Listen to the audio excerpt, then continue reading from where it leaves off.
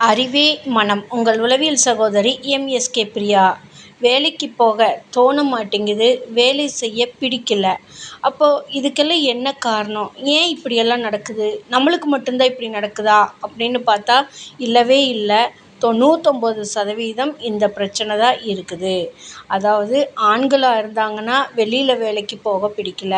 பெண்களா இருந்தாங்கன்னா வீட்டு வேலை செய்ய பிடிக்கல.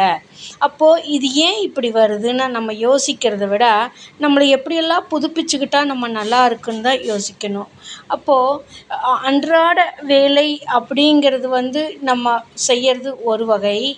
நம்ம வாழ்வாதாரத்துக்காக ஓடுறது ஒரு வகை. நம்மளோட குடும்பத்தை மேம்படுத்துவதற்காக ஓடுறது ஒரு வகை. அப்போ எதுக்காக நம்ம ஓடுறோம்? அப்போ நம்மளுக்கு என்ன யூசேஜ் இருக்கு? வாழ்க்கையில நம்ம மட்டும் வாழணுமா? நம்மளை சார்ந்தவங்களையும் வாழ வைக்கணுமா? அப்படின்னு பொறுப்புகளை ஏத்துக்க மறுக்கிறப்பவும், ஏத்துக்க முடியாதப்பவும் தான் இந்த சூழ்நிலைக்கு தள்ளப்படுறோம்.